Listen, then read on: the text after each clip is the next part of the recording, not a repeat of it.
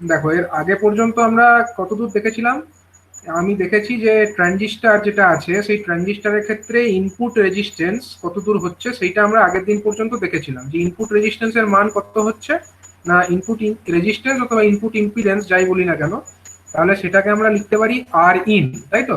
Input resistance of the transistor in the common emitter mode, that means R in, that will be equal to how much, that will be equal to R one, তার সঙ্গে প্যারালালে কে থাকবে, তার সঙ্গে প্যারালালে থাকবে আমার আর two, ঠিক আছে। তার সঙ্গে প্যারালালে কে থাকবে আমার, তার সঙ্গে প্যারালালে থাকবে হচ্ছে জেড ইন বেস, তাই তো, জেড ইন বেস। এটা মনে পড়ছে আগের দিন আমি পড়িয়েছিলাম এটা এতদূর, যে এটাই হচ্ছে আমার ইনপুট হ্যাঁ sir. Resistance to the transistor amplifier, ঠিক আছে, ইন কমন এমিটার মোড, ঠিক আছে, Z in base.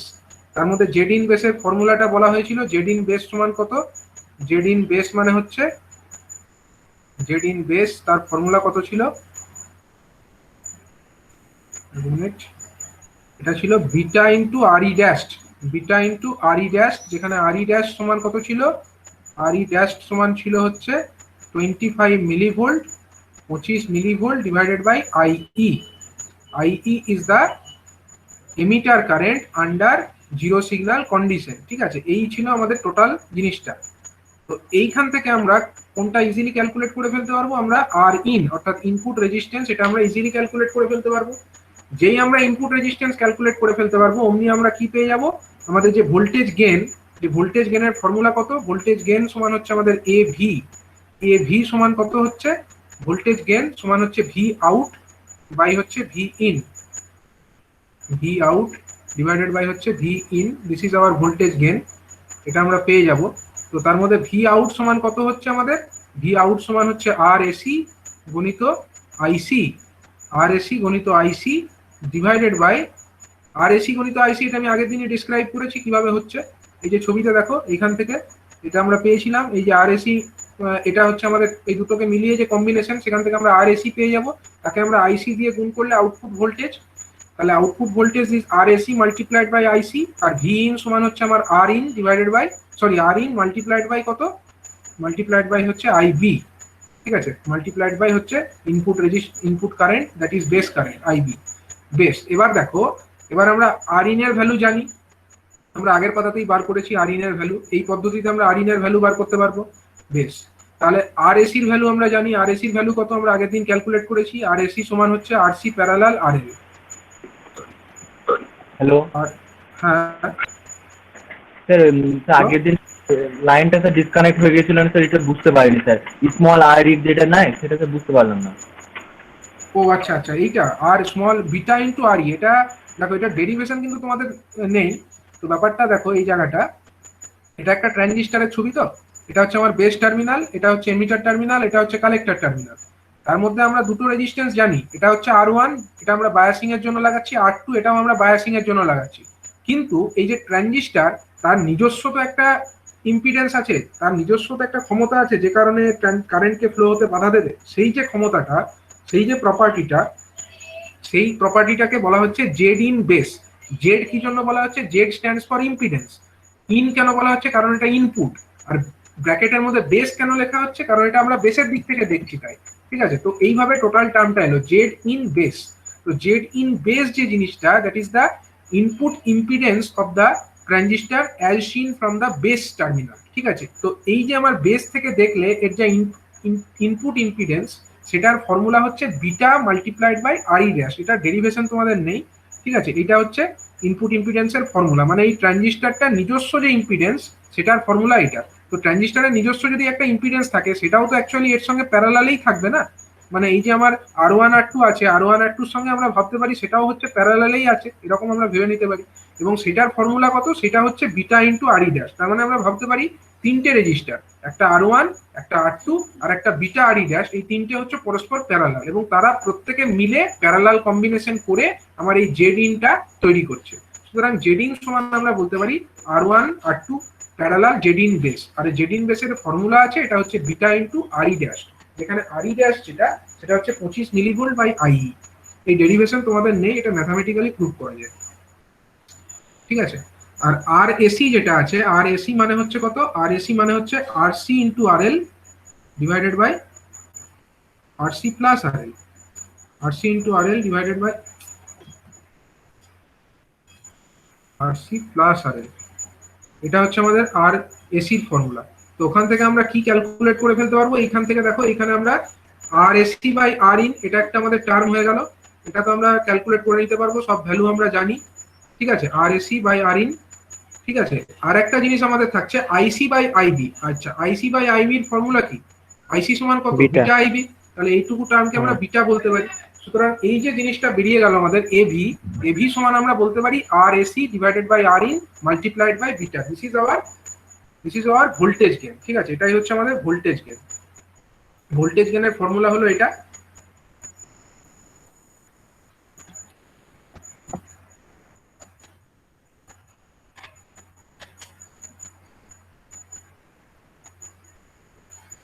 Voltage gain, this is our voltage gain. আচ্ছা, এবার হচ্ছে যে কারেন্ট গেন বার করতে বলে, কারেন্ট গেনের মধ্যে আউটপুট কারেন্ট কত? আউটপুট কারেন্ট হলো আইসি। কারেন্ট গেন যদি আমরা লিখতে চাই,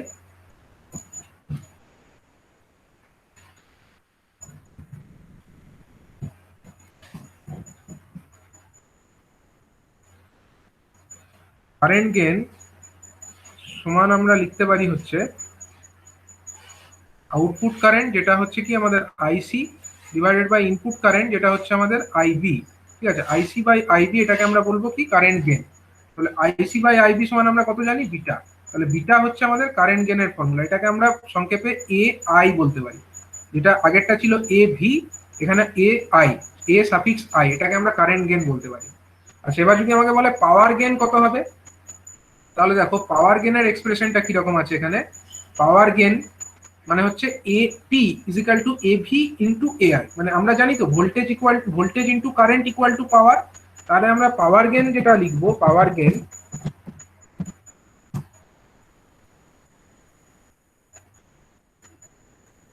গেন সমান আমরা কি লিখতে পারি? সমান আমরা বলতে পারি A suffix P, power gain. AP is equal to হচ্ছে power gain, that means equal to হচ্ছে কত?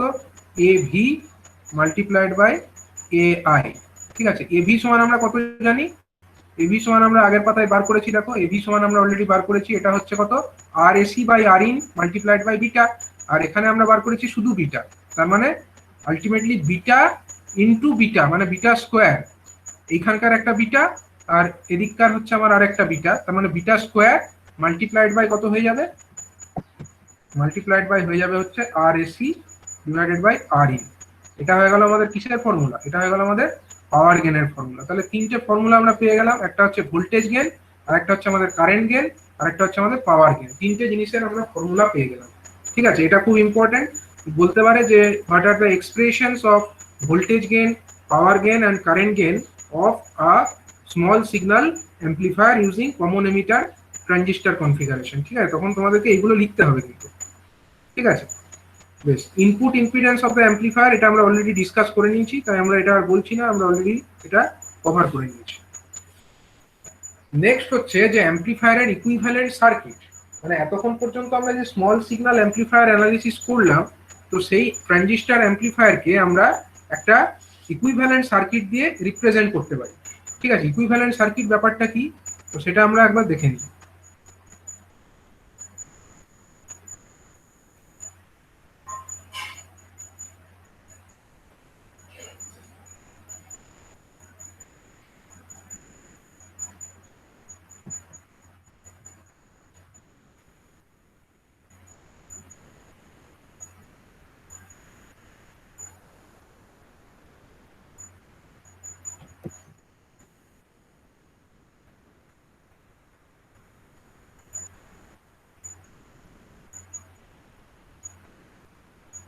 দেখো, এটা হচ্ছে একটা অ্যাম্পলিফায়ার। প্রথমে আমরা ভাববো যে অ্যাম্পলিফায়ারের মধ্যে এটা কি, আমরা এটা ব্লকের মধ্যে লিখছি। ঠিক আছে, এই যে ট্রানজিস্টার ওগুলো দিয়ে একটা বড় সার্কিট, সেটার পরিবর্তে আমরা এটাকে একটা সিম্পল একটা ব্লক ডায়াগ্রামের মধ্যে ভেবে নিচ্ছি। মানে এর ভেতরেই আমাদের ওই ট্রানজিস্টারটা আছে এবং যাবতীয় যা অ্যাক্সেসরিজ গুলো সেগুলো এর মধ্যেই আছে বলে আমরা ধরে নিচ্ছি। ঠিক আছে, তো এখানে আমাদের ইনপুট দিক আছে একটা। অ্যাম্পলিফায়ার মানে কি, একদিকে আমার ইনপুট, যেটা দিয়ে আমার ইনপুট কারেন্ট কত আসছে? I1। এই কারেন্টটা হলো আমার I1 কারেন্ট। ঠিক আছে, আর এদিক দিয়ে আমার যে ভোল্টেজটা অ্যাপ্লাই করেছি, এই ভোল্টেজটা হচ্ছে কত? এটা হচ্ছে আমার V1, এটাকে আমরা ইনপুট দিক বললাম। আউটপুটের দিকে আমরা কি লাগিয়েছি, এখানে আমরা একটা লোড রেজিস্টার লাগিয়েছি। লোড রেজিস্টার এটা কত আছে, RL, এটা হলো লোড রেজিস্ট্যান্স RL, ঠিক আছে। তাহলে আমরা আউটপুট ভোল্টেজ যেটা পাচ্ছি সেটা আমরা কার অ্যাক্রসে পাচ্ছি, RL এর অ্যাক্রসে পাচ্ছি। তো ঠিক আছে, সেখানে আমার যে কারেন্টটা ফ্লো হচ্ছে, এদিককার কারেন্ট হলো আমার I2 কারেন্ট, আর এখানে আমার যে ভোল্টেজ আছে এই ভোল্টেজটা হচ্ছে আমার V2 ভোল্টেজ, ঠিক আছে। এই ভোল্টেজটা হলো V2 ভোল্টেজ, মানে ইনপুটের দিকে ভোল্টেজ হলো V1, ইনপুটের দিকে কারেন্ট হলো I1, আউটপুটের দিকের ভোল্টেজ হলো V2, আর আউটপুটের দিকের কারেন্ট হলো I2, আর আউটপুটের দিকে রেজিস্ট্যান্স হলো কত, RL, ঠিক আছে। এই যে জিনিসটা, এটা একটা ট্রানজিস্টরের একটা আমরা জাস্ট ব্লক, সরি একটা অ্যাম্পলিফায়ারের আমরা ব্লক ডায়াগ্রাম হিসাবে এটাকে দেখালাম। এবার এর যদি আমাকে ইকুইভ্যালেন্ট সার্কিট আঁকতে হয়, সেটাকে আমরা এই রকম একটা সার্কিটে রিপ্রেজেন্ট করতে পারি, ঠিক আছে। ম্যাথামেটিক্যালি আমরা এটাকে এরকম একটা সার্কিট দিয়ে রিপ্রেজেন্ট করতে পারি, যেখানে হচ্ছে কি প্রথমে থাকছে আমাদের একটা ইনপুট ভোল্টেজ, তার সঙ্গে হচ্ছে আমাদের ইনপুট রেজিস্টার Rin, এই যে রেজিস্টারটা কানেক্টেড আছে এইটা হলো আমাদের Rin, ঠিক আছে। এর আগে আমরা Rin সম্পর্কে পড়েছি। তো এইটা হয়ে গেল আমাদের ইনপুট দিক। এখানে আমাদের ভোল্টেজ হচ্ছে V1, কারেন্ট হচ্ছে I1, রেজিস্ট্যান্স হচ্ছে I1, সরি Rin।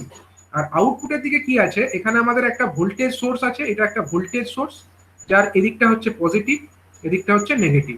এবং এই ভোল্টেজ সোর্সের ভোল্টেজ কত, এই ভোল্টেজ সোর্সের ভোল্টেজ হচ্ছে A0 গণিত V1, মানে A0টা হচ্ছে একটা কনস্ট্যান্ট।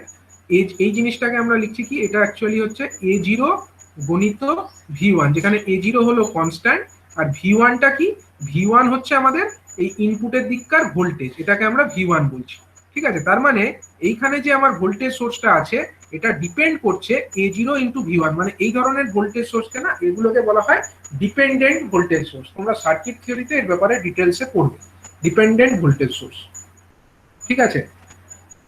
তো এটা হলো একটা A0 ইন্টু V1, তার সঙ্গে সিরিজে আছে আমার কে, সিরিজে আছে একটা রেজিস্ট্যান্স যেটার নাম দেওয়া হয়েছে R আউট। এই রেজিস্ট্যান্স যেটা, এটা হচ্ছে R আউট, আউটপুট রেজিস্ট্যান্স, ঠিক আছে, R সাফিক্স আউট। তার সঙ্গে সিরিজে আছে মানে একটা ভোল্টেজ সোর্স A0 V1, তার সঙ্গে সিরিজে আছে R আউট, তার সঙ্গে সিরিজে আছে যে আমাদের লোড রেজিস্ট্যান্স যেটাকে আমরা RL নাম দিচ্ছি, ঠিক আছে। তো আলটিমেটলি আমাদের এই হলো আউটপুটের দিককার সার্কিট। আর ইনপুটের দিকে কি আছে, V1 হচ্ছে ইনপুট, Rin হচ্ছে ইনপুট রেজিস্ট্যান্স। এটা হয়ে গেল আমাদের ইকুইভ্যালেন্ট সার্কিট। এবারে ইকুইভ্যালেন্ট সার্কিট থেকে একটু ওয়েট করো।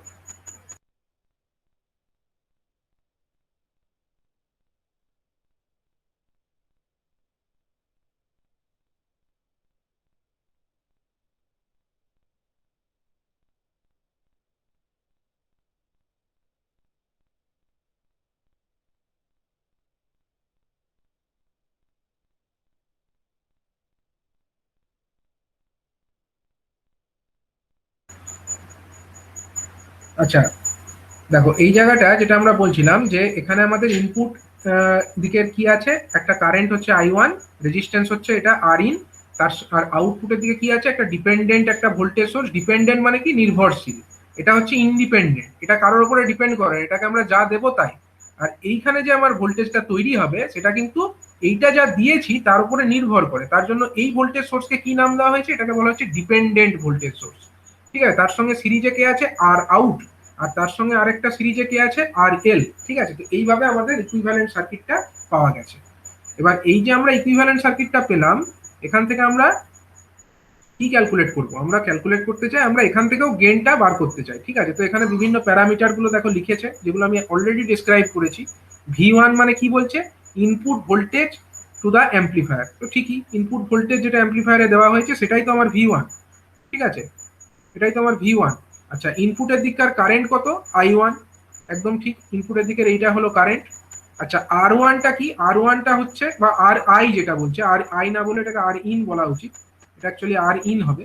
Rin ইজ ইকাল টু কি, ইনপুটের দিককার resistance, input resistance of the amplifier. আচ্ছা, ওইদিকে আউটপুটের দিকে যে ভোল্টেজটা পাচ্ছি, এইখানে যে ভোল্টেজটা পাচ্ছি সেটা কত, A0 গণিত V1। এই যে আউটপুটের দিকে যে ভোল্টেজ পাচ্ছি সেটা হচ্ছে A0 গণিত V1। তার মধ্যে A0টা কি, তাহলে A0টা হচ্ছে voltage gain of the amplifier when no load is connected। যখন আমরা এখানে কোনো লোড কানেক্ট করিনি সেই অবস্থায় আমার ভোল্টেজ গেইন একটা তো হবে। এখানে যদি আমরা লোড না লাগাই, মনে করো আমরা লোড রেজিস্ট্যান্স এখানে কানেক্ট করিনি, ওপেন রেখে দিয়েছি, সেই অবস্থায় কি আমার কোনো গেন হবে না? আমরা যদি ট্রানজিস্টরটার অ্যাম্পলিফায়ার সার্কিটের কথা ভাবি, ধরো এরকম একটা অ্যাম্পলিফায়ার আছে, ব্লক ডায়াগ্রামের মধ্যে আমরা দেখালাম, আমরা এখানে একটা ইনপুট ভোল্টেজ দিচ্ছি, ট্রানজিস্টরের ইনপুট সাইডে আমরা ভোল্টেজ দিচ্ছি V1, কারেন্ট যাচ্ছে I1। আচ্ছা, এই অবস্থায় আমরা আউটপুট দিকটাকে ওপেন রেখে দিচ্ছি, আমরা কোনো লোড লাগাইনি ওখানে। যদি আমি এখানে ফাঁকা রেখে দিই, তার মানে কি এখানে আমার কোনো ভোল্টেজ আসবে না? তা তো নয়, ভোল্টেজ তো তখনও আসবে। কত ভোল্টেজ আসবে না, এইখানে ভোল্টেজ সেই অবস্থায় আসবে A0 গণিত V1, ঠিক আছে, A0 গণিত V1। তাহলে এখান থেকে আমার কি বার হচ্ছে? A0টা কি হচ্ছে ultimately? A0 is the gain of the amplifier, কারণ ইনপুটে আমরা V1 দিচ্ছি, আউটপুটে A0 গণিত V1 পাচ্ছি, যখন আমরা এখানে লোড লাগাইনি তখন। তার মানে A0 it is standing for, it is the gain of the amplifier when no load is connected, যখন কোনো লোড কানেক্টেড নেই সেই অবস্থায়, ঠিক আছে। কিন্তু যদি লোড কানেক্টেড থাকে তাহলে একটা কারেন্ট ফ্লো হবে, এবং I2 যে কারেন্টটা সেটা হচ্ছে আমার আউটপুট কারেন্ট, আউটপুটে যে কারেন্ট যাচ্ছে সেটা হচ্ছে আমার I2, ঠিক আছে। V2টা কি? V2টা হচ্ছে output voltage that is appearing across RL, যেটা RL যে রেজিস্টারটা আছে, এই RL যে রেজিস্টারটা আছে তার প্যারালালে যে ভোল্টেজটা অ্যাপিয়ার করছে সেটাকে নাম দেওয়া হচ্ছে কি না, সেটাকে নাম দেওয়া হচ্ছে V2। আচ্ছা, আর আউট কি জিনিস? R out is the output resistance of the amplifier, এটা হচ্ছে যে রেজিস্ট্যান্স যেটা আছে, আউটপুট রেজিস্ট্যান্স অ্যাম্পলিফায়ার সার্কিটে, এই আর আউটটা সেটাই। আচ্ছা, আর এলটা কি? R L standing for the load resistance, and AV যেটা আছে, এভিটা হচ্ছে যখন আমরা load resistance R L connect করেছি সেই অবস্থাকার ভোল্টেজ গেন। A0টা কি ছিল? A0 ছিল যখন আমরা লোড রেজিস্ট্যান্স লাগাইনি সেই অবস্থায় কত গেন হচ্ছে। কিন্তু এভি যেটা হচ্ছে, এভিটা কি? এভি হচ্ছে লোড কানেক্টেড আছে সেই পরিস্থিতিতে আমরা কতটা আউটপুট ভোল্টেজ পাচ্ছি, ঠিক আছে। তো এই সার্কিটটাকেই আমরা জাস্ট ইনপুট ভোল্টেজটাকে রিমডিফাই করে লেখা হয়েছে। ইনপুট ভোল্টেজ মানে এখানে কি দেখানো হয়েছিল? খালি এখানে V1 দেখানো হয়েছিল, তো সেটার পরিবর্তে এরকম করছে এটাকে। আইডিয়ালি যেটা মানে প্র্যাকটিক্যালি যেটা হবে, প্র্যাকটিক্যালি অ্যাকচুয়ালি এখানে কি থাকবে? একটা ভোল্টেজ সোর্স আছে, তার একটা ইন্টারনাল একটা সোর্স রেজিস্ট্যান্সও থাকবে, RSও থাকবে। তো এইভাবে আমরা সার্কিটটাকে রিড্র করতে পারি। আমরা এটাকে নিয়ে অ্যানালিসিস করবো এবার।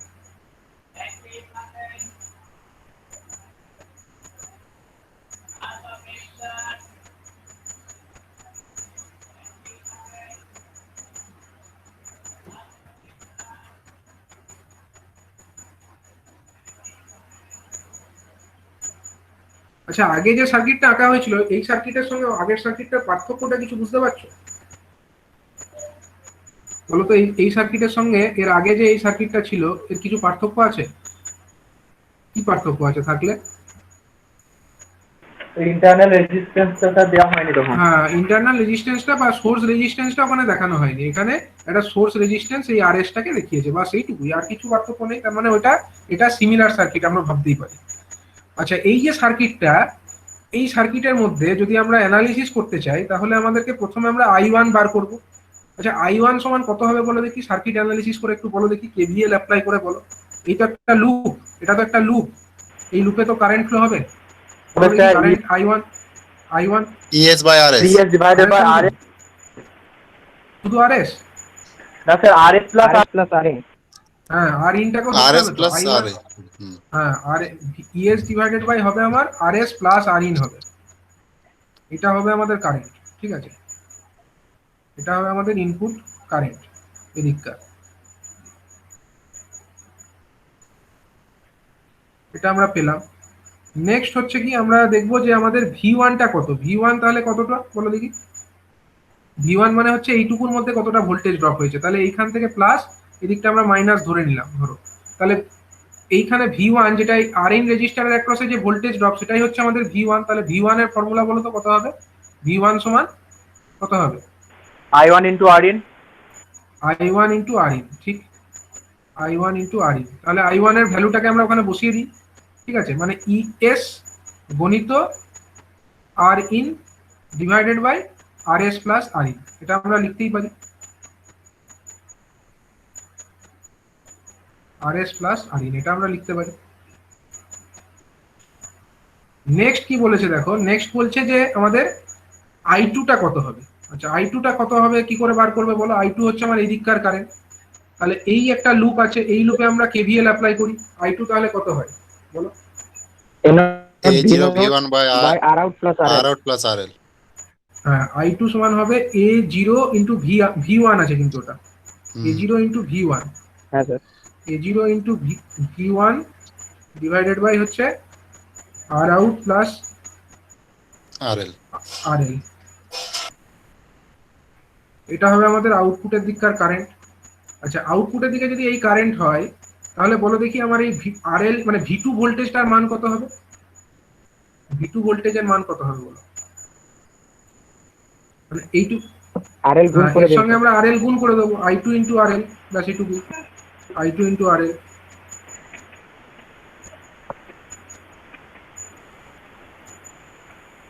মানে আলটিমেটলি এটা হয়ে যাবে হচ্ছে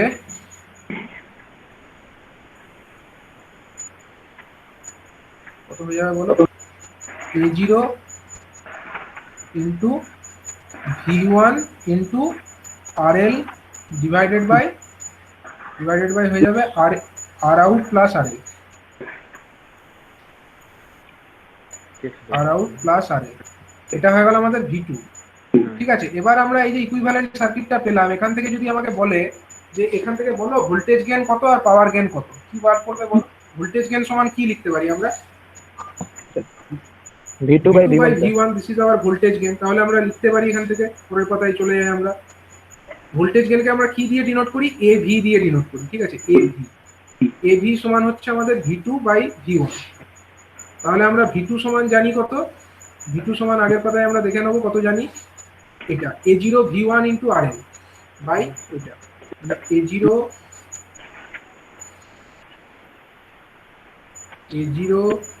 V1 ইন্টু RL বাই হচ্ছে R out plus RL,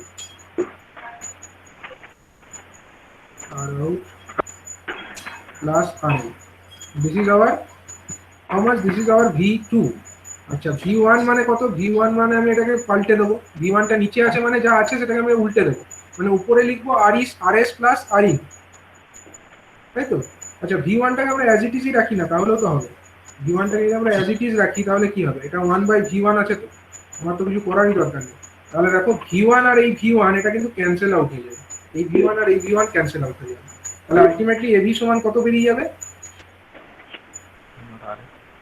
AB সমান আমার বেরিয়ে গেল হচ্ছে voltage gain, that is A0 গুণিত RL ডিভাইডেড বাই হচ্ছে divided by R out plus RL। ঠিক আছে, এইটা হয়ে গেল আমাদের AV অর্থাৎ ভোল্টেজ গেইনের ফর্মুলা। ঠিক আছে, এবারে হচ্ছে যদি আমাকে বলে কারেন্ট গেইন বার করতে, কারেন্ট গেইন সমান কত হবে বলো? কারেন্ট গেইনের কি ফর্মুলা স্যার বলো? স্যার স্যার বলছি 1 বাই V1 টা স্যার কি করে পেলাম? এই তো V1 টা নিচে ছিল, যে V1 টা তো নিচেই ছিল, আমি V2 এর ভ্যালুটাকে এটা বসালাম, V2 এর ভ্যালু আগের পাতায় পেয়েছি, V2 এর ভ্যালু ঠিক আছে স্যার, বুঝতে পেরেছো তো? আর V1 টা তো নিচেই হ্যাঁ, ছিল। আচ্ছা, এবার আমরা বার করব কারেন্ট গেইন কত। কারেন্ট গেইন মানে আমার I2 হচ্ছে আউটপুটের দিককার কারেন্ট আর ইনপুটের দিকের কারেন্ট হচ্ছে I1। তাহলে I2 বাই I1 আমরা বার করব, কত হচ্ছে দেখো, সেটাকে আমরা কি নাম দেবো? AI হচ্ছে আমাদের কারেন্ট গেইন। তাহলে AI that is standing for I2 by I1। তাহলে আউটপুট কারেন্ট I2 মানে আমরা অলরেডি একটা এক্সপ্রেশন তো তার পেয়ে গেছি, কত I2 কারেন্টের আমরা এক্সপ্রেশন পেয়েছি, এইটা A0 V1 divided by R out plus RL। ঠিক তো?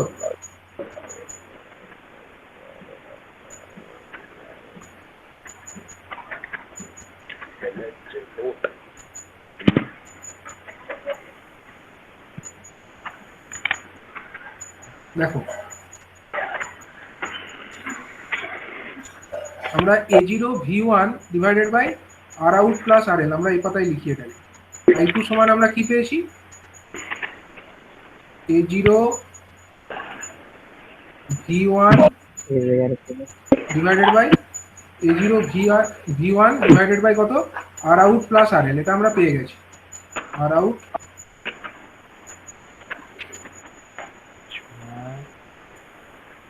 out plus RL। আচ্ছা, এবার হচ্ছে আমরা V1 সমান কত জানি? V1 সমান আমরা এটা জানি তো, এটা তো আমরা আগে পেয়েছি। ওয়ান সমান হচ্ছে আমাদের I1 ইন্টু আর ইন, এটা আমরা জানি। I1 ইন্টু আর ইন মানে A0 into I1 into R in, এটা আমরা জানি। তাহলে ওটা আমরা লিখে দিলাম, ডিভাইডেড বাই কত হবে, ডিভাইডেড বাই যা আছে তাই, আর আউট প্লাস আর ইন। ঠিক আছে, আর আউট প্লাস আর ইন। তাহলে এখান থেকে আমরা এদিক থেকে I1টাকে যদি ওইদিকে নিচে নিয়ে চলে যাই, তাহলে I2 বাই I1 পেয়ে যাবো। তাহলে I2 বাই I1 টার্মটাকে তো আমরা নাম দিচ্ছি AI বা current gain. I2 by I1 that is equal to our AI or the current gain of the amplifier, that is equal to how much, that is equal to হচ্ছে আমার A0 multiplied by হচ্ছে আমাদের Rin divided by হচ্ছে কত, divided by হচ্ছে R out plus RL, R out plus হচ্ছে RL। এটা হয়ে গেল আমাদের কারেন্ট গেনের ফর্মুলা। যদি আমাদেরকে বলে যে derive the expression of current gain of a amplifier from the equivalent circuit, তখন তোমরা এই ফর্মুলাটাকে অ্যাপ্লাই করবে। ঠিক আছে, তো পাওয়ার গেনের ফর্মুলা কত হবে বলো? পাওয়ার গেন মানে ভোল্টেজ গেন কারেন্ট গেন করেও এভিএআই। হ্যাঁ, কারেন্ট গেন করেও করতে পারো, এআই ইন্টু এদিক থেকে আমরা যে এভিটা পেয়েছি এই দুটোকে গুণ করেও করা যায়। অথবা আমরা যদি এটার সিম্পলিফাইড এক্সপ্রেশনস চাই আমরা এইভাবেও করতে পারি। আমাদের আউটপুটে যে রেজিস্ট্যান্স আছে, রেজিস্ট্যান্সের মান কত, আরএল, তাই তো? আইএল যদি আরএল রেজিস্টার, তার মধ্যে যদি আমার I2 কারেন্ট ফ্লো করে তাহলে কত পাওয়ার লস হবে বলো দেখি? I2 স্কোয়ার গুণিত আরএল, এটাই তো আমার অ্যাকচুয়ালি পাওয়ার। এখানে যে পাওয়ারটা ডেভেলপ হবে I স্কোয়ার আরএল, এটাই তো ফর্মুলা। তাহলে এই লোড আউটপুটের এক পাশে আমরা পাওয়ার পাচ্ছি কত, I2 স্কোয়ার ইন্টু আরএল। আর ইনপুটে আমার যে রেজিস্টার আছে সেখানে আমাদের রেজিস্ট্যান্স আছে কত, আর ইন, সেখান দিয়ে কারেন্ট কত যাচ্ছে, I1। তাহলে I1 square into R in, এটাই হচ্ছে আমাদের ইনপুটের দিককার পাওয়ার। তাহলে এই যে দুটো পাওয়ার, সেই দুটো রেশিওকে আমরা এভাবে লিখতে পারি। ঠিক আছে, সেভাবে আমরা মানে ওটা যে এলো কিভাবে সেটা যদি আমরা ডিরাইভ করতে চাই, পাওয়ার গেইন যেটা হয় এপি, পাওয়ার গেইনটা যে AP equal to AV into AI, সেটা এলো কিভাবে? এপি মানে হচ্ছে আমাদের কত, এপি মানে হচ্ছে আউটপুট পাওয়ার বা ইনপুট পাওয়ার, মানে P2 বাই P1 আমরা বলতে পারি। আউটপুট পাওয়ার মানে হচ্ছে আমার কত এক্ষেত্রে, এখানে আমার আউটপুট পাওয়ার মানে হচ্ছে I2 স্কোয়ার গণিত RL বাই ইনপুট পাওয়ার মানে কত হচ্ছে I1 স্কোয়ার গণিত আর ইন, I1 স্কোয়ার গণিত আর ইন, এটা হচ্ছে আমাদের ইনপুট পাওয়ার। ঠিক আছে, আচ্ছা এর মধ্যে আমরা যদি এটাকে ভেঙে নিই, তার মানে I2 ইকুয়াল টু হচ্ছে আমাদের I2 স্কোয়ার ইকুয়াল টু আমরা এরকম লিখতে পারি তো, I2 গণিত I2 ইন্টু RL, দুটোটা আমরা ভেঙে নিলাম। নিচেরটাকেও ঠিক তাই করবো, I1 গণিত আর ইন এরকম ভেঙে নিলাম। ঠিক আছে, তার মধ্যে এবার আমরা যদি দেখি এই I2 গণিত আর ইন যেটা আছে, I1 গণিত আর ইন মানে হচ্ছে আমার V1, আর অন্যদিকে I2 গণিত RL মানে হচ্ছে আমার V2। তার মানে উপরের যে জিনিসটা হয়ে যাবে আমার V2, I2 into V2 divided by নিচের জিনিসটা হয়ে যাবে আমার কত, নিচের জিনিসটা হয়ে যাবে I1 ইন্টু V1। তার মানে এটাকে আমরা দুটো পার্টে ভাঙতে পারি। এটাকে আমরা দুটো পার্টে কিরকম ভাঙতে পারি না, এরকম I2 বাই I1 একটা পার্ট, I2 বাই I1 একটা পার্ট গণিত V2 বাই V1 একটা পার্ট। তার মধ্যে I2 বাই I1 পার্টটাকে আমরা কি নাম দিই, এটাকে আমরা নাম দিই হচ্ছে AI কারেন্ট গেইন গণিত, এই পার্টটাকে আমরা কি নাম দিই, AV মানে ভোল্টেজ গেইন। ঠিক আছে, এখান থেকে আমরা পাওয়ার গেইন ইকুয়াল টু এইটা যে আমরা আগের পারে লিখে দিয়েছিলাম ডাইরেক্ট, এটা আমরা এভাবে আনতে পারি। এবার আমরা অলরেডি দুটোর ভ্যালুই তো জানি, এপির ভ্যালুও জানি, AI এর ভ্যালুও জানি। এটা আমাদের AI আর এটা হচ্ছে আমাদের এভি, এখানে আমাদের ছিল এভি। এই দুটোকে আমরা যদি গুণ করে দিই তাহলে আমরা এখান থেকে পাওয়ার গেনের ফর্মুলাটা পেয়ে যাবো। ঠিক আছে, তো এটা হচ্ছে আমাদের প্র্যাকটিক্যাল যে অ্যাম্পলিফায়ার সার্কিট। সেখানে আমরা যদি ইকুইভ্যালেন্ট সার্কিট ড্র করি, সেখান থেকে এইভাবে আমরা ক্যালকুলেট করতে পারবো যে গেন কত আছে, ভোল্টেজ গেন কত আছে, কারেন্ট গেন কত আছে, পাওয়ার গেন কত আছে। ঠিক আছে, তো আমরা দেখে নিলাম, ইকুইভ্যালেন্ট সার্কিট থেকেও দেখলাম, আর আমাদের যে স্মল সিগন্যাল ট্রানজিস্টরের যে আমাদের এসি ইকুইভ্যালেন্ট সার্কিট, সেখান থেকেও আমরা অলরেডি দেখে নিচ্ছি। ঠিক আছে, তো এবারে আমরা চলে আসবো আমাদের নেক্সট টপিক, যেটার নাম হচ্ছে কি ফ্রিকোয়েন্সি রেসপন্স। ঠিক আছে, ফ্রিকোয়েন্সি রেসপন্স ব্যাপারটা কি না, এই যে অ্যাম্পলিফায়ার, এই অ্যাম্পলিফায়ার সার্কিটের যে গেনটা হয় সেই গেনটা কিন্তু ফ্রিকোয়েন্সির সঙ্গে সঙ্গে সিগন্যাল ফ্রিকোয়েন্সির সঙ্গে সঙ্গে ভ্যারি করে, মানে কনস্ট্যান্ট হয় না গেনটা, ঠিক আছে, গেনটা হচ্ছে ভ্যারি করে ফ্রিকোয়েন্সির সঙ্গে সঙ্গে। এটা কেন হয়? এটার কারণ হচ্ছে যখন ফ্রিকোয়েন্সি ধরো ভ্যারি করছে তখন তো সার্কিটে যে ক্যাপাসিটার গুলো আছে তাদের রিঅ্যাকটেন্স গুলো চেঞ্জ হয়ে যাচ্ছে। ক্যাপাসিটারের ক্যাপাসিটেন্স কটা আছে সার্কিটের মধ্যে? স্মল সিগন্যাল অ্যাম্পলিফায়ারের সার্কিটে আমাদের কটা ক্যাপাসিটেন্স থাকে বলো? 3টে ক্যাপাসিটেন্স থাকে, তাই না? আমরা যদি সার্কিটটা দেখি একটা ট্রানজিস্টর অ্যাম্পলিফায়ারের, সেখানে আমরা 3টে ক্যাপাসিটার দেখতে পাই। এখানে একটা ক্যাপাসিটার আছে, এখানে একটা ক্যাপাসিটার আছে, এখানে একটা ক্যাপাসিটার আছে। এবার যখন ফ্রিকোয়েন্সি চেঞ্জ করছে তখন তো এই ক্যাপাসিটেন্স গুলোর কি চেঞ্জ হবে? রিঅ্যাকটেন্স চেঞ্জ হবে। কারণ ক্যাপাসিটারের রিঅ্যাকটেন্সের আমরা ফর্মুলা সমান কি জানি? এক্সসি সমান আমরা কত জানি বলো? এক্সসি সমান আমরা জানি হচ্ছে capacitive reactance, that means equal two 1/ωc। 1/ωc। আবার ওমেগার ভ্যালু যদি আমরা বসাই তার মানে হচ্ছে 1/2πfc। 2πfc তার মানে ফ্রিকোয়েন্সির সঙ্গে সঙ্গে কিন্তু এটা ভ্যারি করবে। ফ্রিকোয়েন্সি যদি চেঞ্জ করে এটাও ভ্যারি করবে, ঠিক আছে। এবার এক্সি যদি ভ্যারি করে, এক্সি ভ্যারি করলে কি হবে? এই সার্কিটের যে গেন আছে গেনটাও কিন্তু অল্টার হয়ে যাবে, ঠিক আছে। গেন যে আছে সেই গেনটাও কিন্তু অল্টারেশনটা হয়ে যাবে। সুতরাং আমরা বলতে পারি যে একটা ট্রানজিস্টর অ্যাম্পলিফায়ার তার গেন ফ্রিকোয়েন্সির সঙ্গে সঙ্গে ভ্যারি করে। It is not independent of frequency, ঠিক আছে। তো এটার কারণটাও বলা হলো যে রিঅ্যাকটেন্স যেহেতু থাকে, রিঅ্যাকটেন্স গুলো চেঞ্জ হয়ে যায়, ক্যাপাসিটিভ রিঅ্যাকটেন্স গুলো ফ্রিকোয়েন্সির সঙ্গে সঙ্গে চেঞ্জ হয়ে যায় এবং সেইভাবে আমরা গেনটাকে চেঞ্জ হতে দেখি, ঠিক আছে। এবার আমরা যদি একটা গ্রাফ প্লট করি, কিসের গ্রাফ? না একদিকে আমাদের গেন থাকবে আর একদিক বরাবর আমাদের সিগন্যালের ফ্রিকোয়েন্সি থাকবে, ঠিক আছে। মানে দুটো অ্যাক্সিস থাকবে, ধরো দুটো অ্যাক্সিসের একটা অ্যাক্সিস বরাবর আমাদের গেন থাকবে আর একটা অ্যাক্সিস বরাবর আমাদের সিগন্যালের ফ্রিকোয়েন্সি থাকবে। তার মানে তখন আমরা একটা কার্ভ পাবো।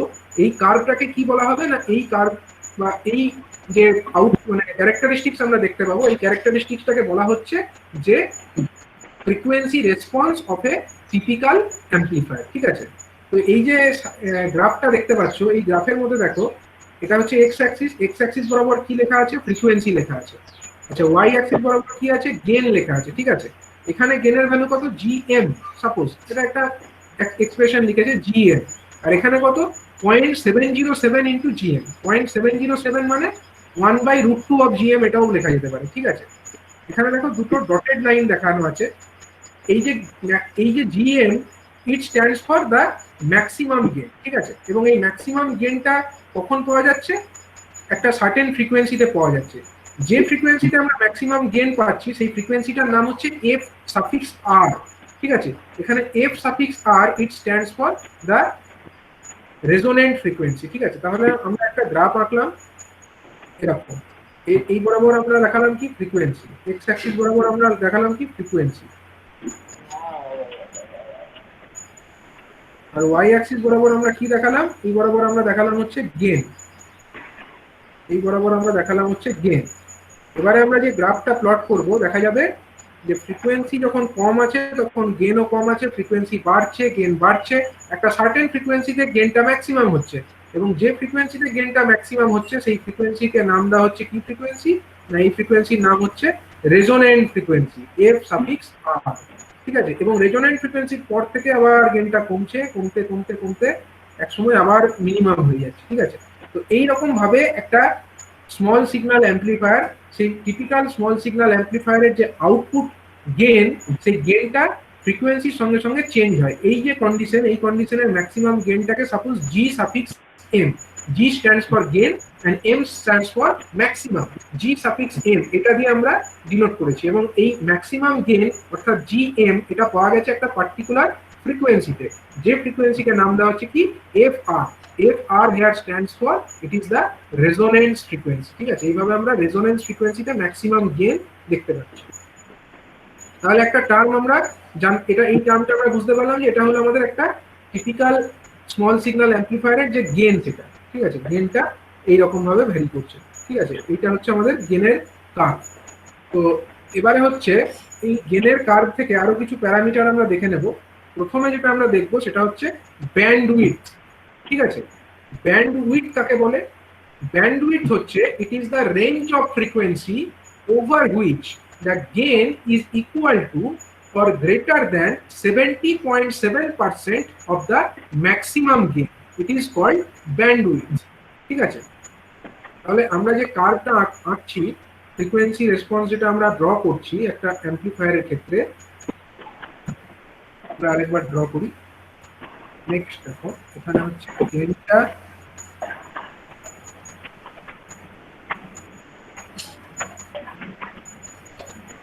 এরকম ভাবে ভ্যারি করছে। তো এইখানে যে গেইনটা আছে এই গেইনটাকে বলা হচ্ছে ম্যাক্সিমাম গেইন, আর এই ফ্রিকোয়েন্সিটাকে বলা হচ্ছে রেজোন্যান্ট ফ্রিকোয়েন্সি, এটা আমরা আগেই বললাম। তো এইখানে গেইন কত আছে না, এইখানে গেইন হচ্ছে আমার জিএম, ম্যাক্সিমাম গেইন জিএম।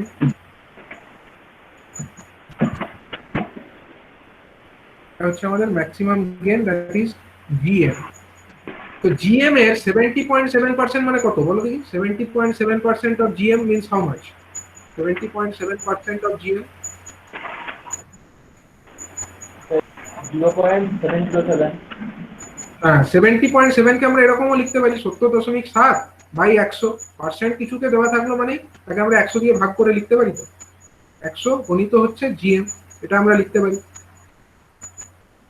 তার মানে এটা হয়ে গেল 0.707 ইন্টু জিএম। তো বলছে যে ফ্রিকোয়েন্সি রেঞ্জের মধ্যে এই ম্যাক্সিমাম মানে গেনের ভ্যালুটা আমার ম্যাক্সিমাম যে গেন তার 70.7% থেকে বেশি থাকে, এই দিক বরাবর আমরা ফ্রিকোয়েন্সি লিখছি। তো বলো দেখি, এই যে আমার এটা যদি জিএম হয় তাহলে 7.707 জিএম মানে কত? এর 70% অলমোস্ট, মানে ধরলাম আমরা এইরকম একটা জায়গা, এই জায়গার গেন হচ্ছে 0.707 ইন্টু জিএম। টোটালটা যদি জিএম হয় তাহলে এইটুকু হচ্ছে আমার ধরা যাক 0.707 ইন্টু জিএম। তা এটা তো একটা ফ্রিকোয়েন্সি রেঞ্জের মধ্যে হচ্ছে। যদি আমরা এখান থেকে একটা প্যারালাল লাইন টেনে দিই ফ্রিকোয়েন্সি অ্যাক্সিসের সঙ্গে প্যারালাল, বা এক্স অ্যাক্সিসের সঙ্গে একটা প্যারালাল লাইন যদি আমরা টানি, তাহলে আমরা কি দেখতে পাচ্ছি? এইখান থেকে এই যে একটা ফ্রিকোয়েন্সি হচ্ছে আর এই একটা ফ্রিকোয়েন্সি হচ্ছে, এই ফ্রিকোয়েন্সিটা সমান কত? এর করেসপন্ডিং ফ্রিকোয়েন্সি হলো এইটা, আর এর করেসপন্ডিং ফ্রিকোয়েন্সি হলো এইটা। ঠিক আছে, এইটা হলো একটা ফ্রিকোয়েন্সি, সাপোজ আমরা এর নাম দিচ্ছি f1 ফ্রিকোয়েন্সি, আর এই একটা ফ্রিকোয়েন্সি এর নাম আমরা দিচ্ছি f2 ফ্রিকোয়েন্সি। তো এবার বলো দেখি, এই যে আমার f1 থেকে f2 এইটুকু ফ্রিকোয়েন্সি রেঞ্জের মধ্যে আমরা দেখতে পাচ্ছি গেন কত আছে? গেন আছে এইখান থেকে এতটা, মানে সবসময় গেনটা কি আছে? গেনটা সবসময় গ্রেটার দ্যান 0.707, আর এর থেকে নিচে নেমে এলেই ফ্রিকোয়েন্সি যদি এর থেকে কম হয় তখনও গেনটা আমার 0.707 এর থেকে কমে যাবে। আবার এই f2 ফ্রিকোয়েন্সি থেকে যদি বেশি ফ্রিকোয়েন্সি হয়, যদি আমরা এরকম একটা ফ্রিকোয়েন্সি ধরি, সেখানেও আমরা দেখতে পাচ্ছি গেনটা কিন্তু 0.707 এর থেকে কম। তাহলে গেনটা 0.707 এর থেকে বেশি কোনটুকু জায়গাতে হচ্ছে? কেবলমাত্র এইটুকু জায়গা, এইখান থেকে এইটুকু যে ফ্রিকোয়েন্সি রেঞ্জ, মানে এইখান থেকে এইটুকু যে রেঞ্জ, সরি এইখান থেকে শুরু করে এইটুকু যে ফ্রিকোয়েন্সি, এইটুকু ফ্রিকোয়েন্সির মধ্যেই আমার গেনটা এই বেশি থাকছে। 0.707 এর থেকে আমার গেনটা সেখানে বেশি থাকছে। ঠিক আছে, তাহলে এই যে frequency range over which the gain of the amplifier is more than the 0.707 Times the maximum gain or 70.7% of the maximum gain, এই ফ্রিকোয়েন্সি রেঞ্জটাকে বলা হয় কি? এটাকে বলা হয় ব্যান্ডউইডথ। ঠিক আছে, এটাকেই বলা হয় ব্যান্ডউইডথ। আর এই যে ফ্রিকোয়েন্সিতে গেনটা ম্যাক্সিমাম হচ্ছে সেই ফ্রিকোয়েন্সিটাকে কি বলা হয়? সেই ফ্রিকোয়েন্সিকে বলা হয় রেজোনেন্স ফ্রিকোয়েন্সি, FR। ঠিক আছে, তাহলে দুটো টার্ম শিখলে তোমরা, একটা হচ্ছে রেজোনেন্স ফ্রিকোয়েন্সি আর একটা শিখলে যে ব্যান্ডউইডথ।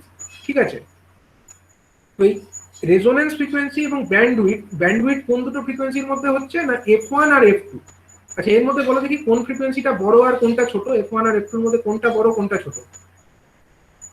f2 বড়, f2 বড় আর f1 ছোট। f1 ছোট। f1 টাকে বলা হয় লোয়ার কাট অফ ফ্রিকোয়েন্সি, এটাকে বলা হয় লোয়ার কাট অফ ফ্রিকোয়েন্সি। তাহলে বলো দেখি ওইটাকে কি বলা হবে? f2টাকে, f1 টা হচ্ছে upper cut off frequency. Upper cut off frequency है। হ্যাঁ,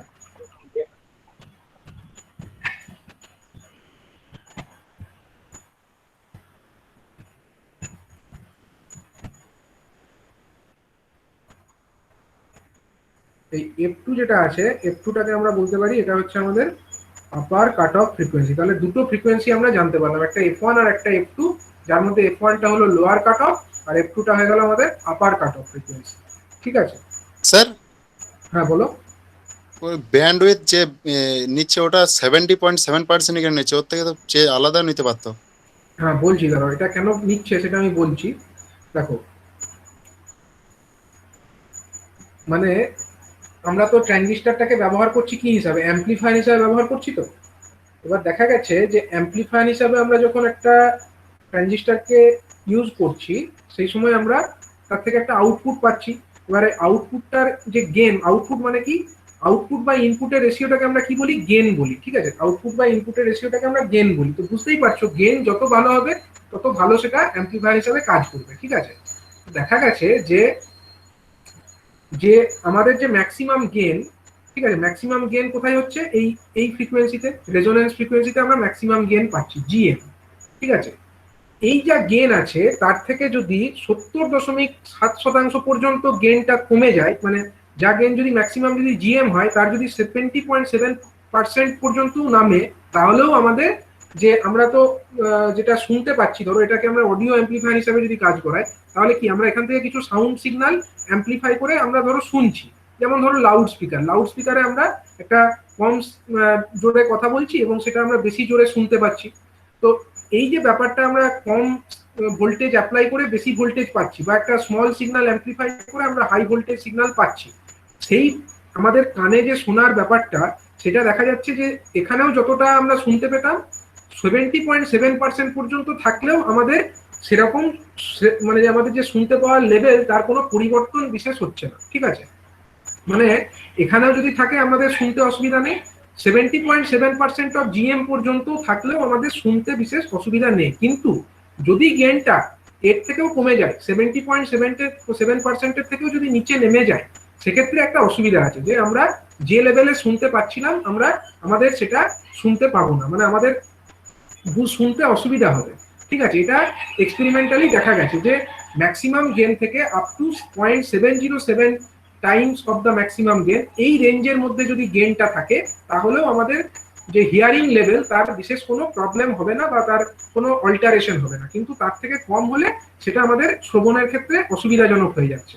ঠিক আছে, তো এই কারণে এইটাকে একটা স্ট্যান্ডার্ড ধরে নেওয়া হয়েছে যে 0.707 অফ দ্য ম্যাক্সিমাম গেন, মানে, এবং চেষ্টা করা হবে যখন ট্রানজিস্টরটাকে অ্যাম্পলিফায়ার হিসাবে কাজ করানো হচ্ছে তখন যেন এই রেঞ্জের মধ্যেই সেটা অপারেট করে। এই রেঞ্জের মধ্যে যদি অপারেট করে তাহলেই গেনটা আমাদের বেশি থাকবে, এবং গেনটা বেশি থাকলে আমরা ভালো শুনতে পাবো। ঠিক আছে, তো এই কারণে এই দুটো রেঞ্জকে ইউজ করা হচ্ছে, বিশেষভাবে মেনশন করা হচ্ছে লোয়ার কাট অফ ফ্রিকোয়েন্সি এবং আপার কাট অফ ফ্রিকোয়েন্সি হিসাবে। ঠিক আছে, এবং চেষ্টা করা হচ্ছে যে ট্রানজিস্টরকে যখন অ্যাম্পলিফায়ার হিসাবে কাজ করানো হবে এই রেঞ্জের মধ্যেই যেন কাজ করানো যায়। ঠিক আছে, ঠিক আছে, এরপরে হ্যাঁ বলো। শুনতে পাবো না বলতে চেঞ্জটা বুঝতে পারবো না, এটা বলতে চাইছেন তো? হ্যাঁ, মানে চেঞ্জটা মানে আমরা সেন্স করতে পারবো না অ্যাকচুয়ালি, মানে মানে ধরো যা জোরে কথা বলছি, ঠিক আছে, যদি আমরা গেনটাকে 100-তে রাখি তাহলেও যতটা শুনতে পাচ্ছি, যদি আমরা 70.7-এও রাখি তাহলেও মোটামুটি আমরা সেরকমই শুনতে পাচ্ছি। কিন্তু তার থেকেও যদি কমিয়ে দিই তার মানে সেটা আমাদের শুনতে অসুবিধা হচ্ছে। মানে কি, গেন মানে আমাদের মানে সেই চেঞ্জটা আমরা সেন্স করতে পারছি আর কি। মানে এই রেঞ্জের মধ্যে রাখলে, এইটুকুর মধ্যে গেন থাকলে যদি মানে ধরো 80 থেকে 90 হলো, তাহলেও আমাদের শ্রবণ লেভেলের কোনো বিশেষ পরিবর্তন ঘটছে না। কিন্তু যদি 100 থেকে 70.7 করে দিই তাহলেও আমরা বিশেষ বুঝতে পারবো না। কিন্তু তার থেকে যদি কম করে দিই আমাদের কাছে সিগন্যালটা খুব আস্তে পৌঁছাবে, আমরা বুঝতে পারবো যে খুব কমে গেল। ঠিক আছে, ব্যাপারটা আমরা সেন্স করতে পারবো চেঞ্জটাকে।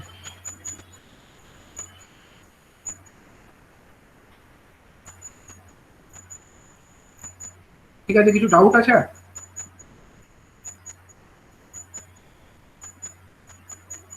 স্যার ভিডিওটা লেকচারগুলো পিডিএফটা স্যার আপলোড করে দেবেন। হ্যাঁ হ্যাঁ হ্যাঁ, ওটা করে দেবো।